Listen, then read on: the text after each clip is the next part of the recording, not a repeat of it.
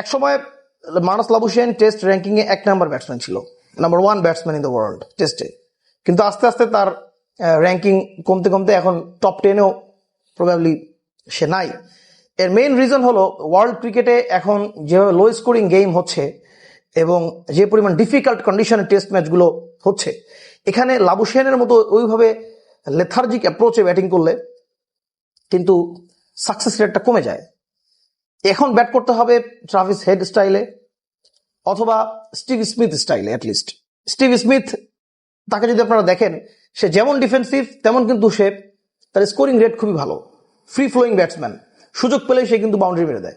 জো রুটের ব্যাটিং যদি আপনারা লক্ষ্য করেন, জো রুট কিন্তু খুবই ফ্রি ফ্লোয়িং একজন ব্যাটসম্যান।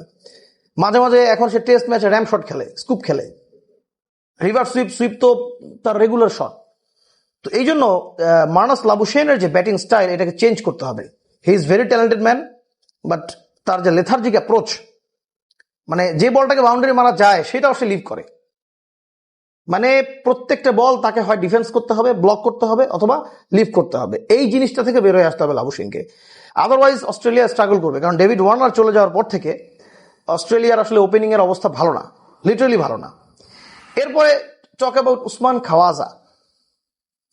উসমান খাওয়াজা এমন একজন ব্যাটসম্যান, তিনি খালি গলে রান করেন আর হচ্ছে রাওয়ালপিন্ডিতে রান করতে পারেন। গল, রাওয়ালপিন্ডি, এশিয়ান কন্ডিশনে স্পিনে সে ভালো, বেশ ভালো, বাট ফাস্ট বোলিং কন্ডিশন যেখানে একটু মুভমেন্ট থাকবে, বাউন্স হবে, ইভেন অস্ট্রেলিয়াতে যদি ভালো কোয়ালিটির বোলিং অ্যাটাকের এগেইনস্টে সে ব্যাট করে, সে কিন্তু টিকতে পারে না, সেটা অনেকদিন থেকেই। এবং লাস্ট বর্ডার গাভাস্কার ট্রফিতে যাচ্ছে তাই অবস্থা।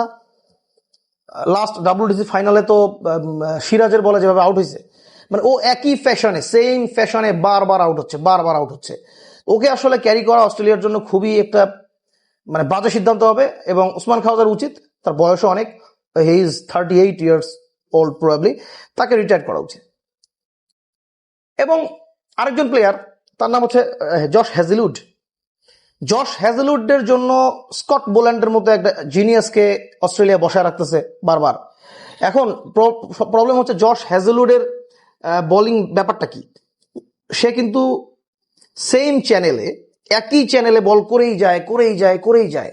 তার খুব বেশি স্পিড নাই, 140 প্লাস, ভেরি রেয়ার, 1% বা 2% ডেলিভারি 140 প্লাস।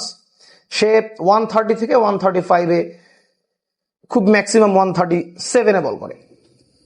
এখন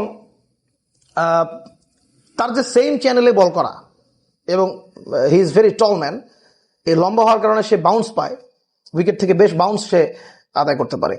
তো এই কারণে তার বোলিং ইকোনমিটা খুব ভালো, যেটা টি-20 ক্রিকেট এবং ওডিআই ক্রিকেটে বেশ ইফেক্টিভ। বাট টেস্ট ক্রিকেটে হ্যাজেলউড ভালো cricketer, but not better than Scott Boland. Scott বোল্যান্ডকে অ্যাবসলিউটলি অস্ট্রেলিয়ার উচিত প্যাট কামিন্স এবং মিচেল স্টার্কের সাথে নিয়ে আসা, এবং হ্যাজেলউডকে ওডিআই এবং টি-20 ক্রিকেটে সিলেক্ট করে দেয়া।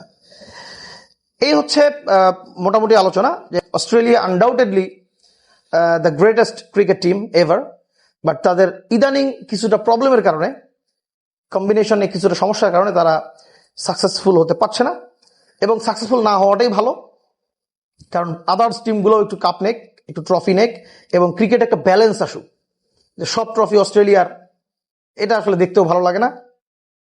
তো thank you very much for watching this video.